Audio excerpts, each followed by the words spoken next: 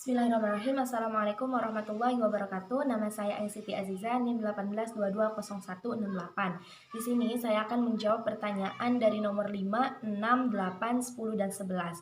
Untuk nomor 5 yaitu mengenai firma. Pengertian dari firma adalah tiap-tiap persekutuan perdata yang didirikan untuk menjalankan perusahaan dengan nama bersama. Nah, untuk pertanggungjawabannya ini yaitu bertanggung jawab secara renteng atau biasa disebut dengan solider atau tanggung-menanggung. Kemudian untuk pendirian firma ini tidak dalam bentuk tertentu, artinya dia ini bisa didirikan dalam bentuk tertulis maupun dalam bentuk lisan gitu. Baik itu dengan akta autentik ataupun akta di bawah tangan. Kemudian untuk status hukumnya ini yaitu badan usaha yang tidak berbadan hukum. Kemudian untuk pembubarannya ini dapat dilihat dari faktor-faktor jangka waktu pendirian persekutuan firma ini telah berakhir, kemudian musnahnya barang atau telah diselesaikannya suatu usaha, kehendak dari seseorang atau beberapa orang sekutu, dan salah seorang sekutunya itu meninggal dunia di bawah pengampuan dan dinyatakan pailit. Kemudian yang kedua yaitu CV atau persekutuan komanditer.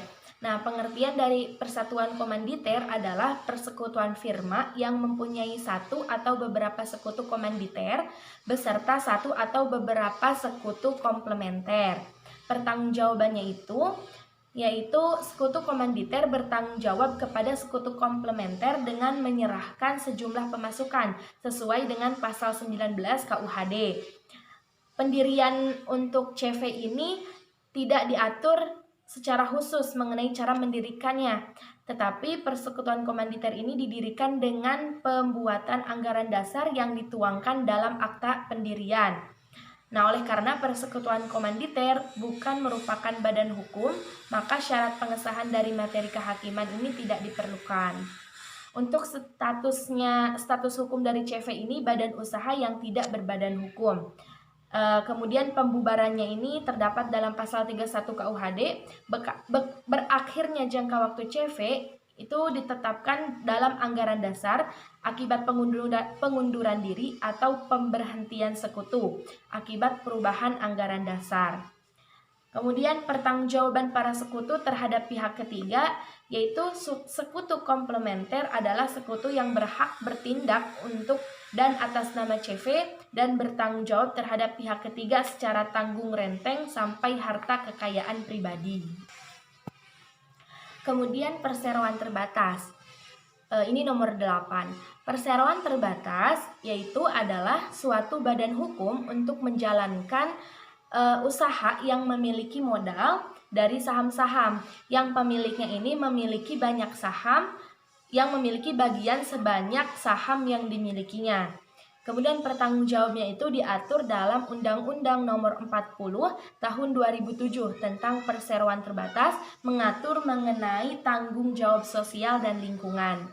Kemudian untuk pendirian dari perseroan terbatas, yaitu secara umum persyaratan materialnya ini berupa kelengkapan dokumen yang harus disampaikan kepada notaris untuk kepentingan akta pendirian PT. Yang pertama itu adalah KTP minimal 2 orang dan bukan merupakan suami istri. Kemudian modal dasar dan modal disetor.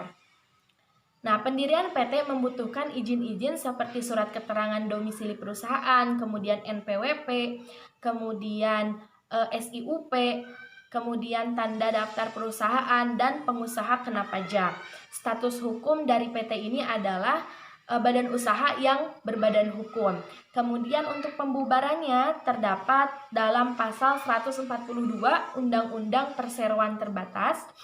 Dan untuk pertanggungjawabannya terdapat dalam Undang-Undang Nomor 40 Tahun 2007 tentang perseroan terbatas, mengatur mengenai tanggung jawab sosial dan lingkungan.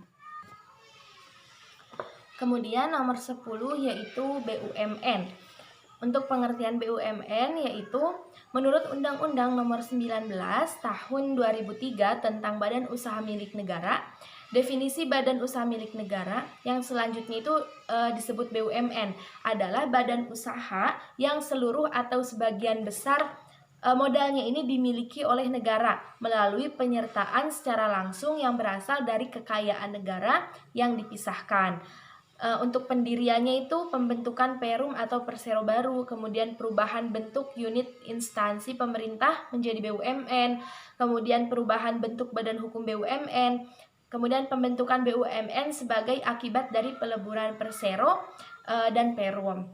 Status hukum dari BUMN ini yaitu badan usaha yang berbadan hukum.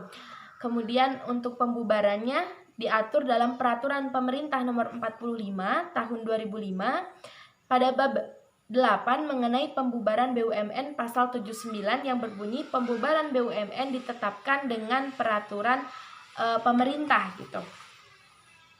Kemudian untuk siapa pemegang kekuasaan tertinggi pada BUMN yaitu pemerintah atau RUPS. Selanjutnya yaitu nomor 11 mengenai BUMD.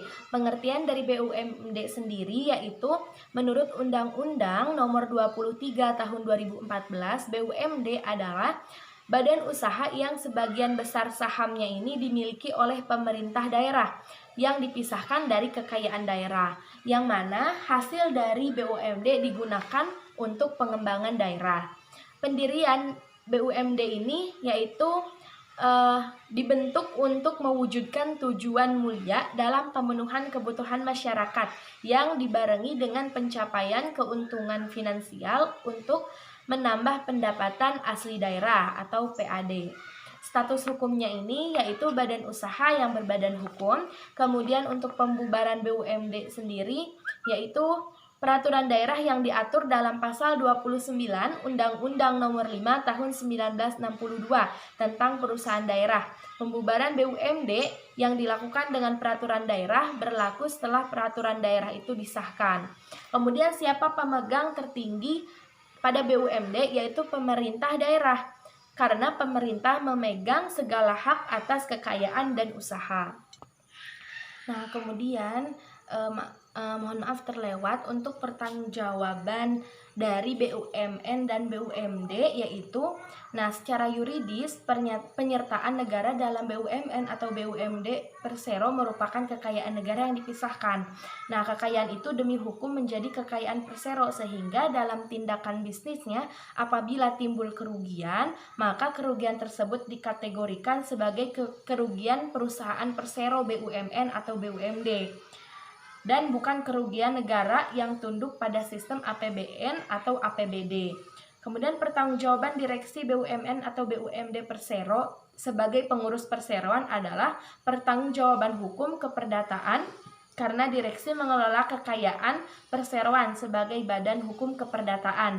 Direksi tidak mengelola uang negara apabila sebagai pengurus BUMN atau BUMD, melainkan mengelola uang perusahaan. Terima kasih. Wassalamualaikum warahmatullahi wabarakatuh.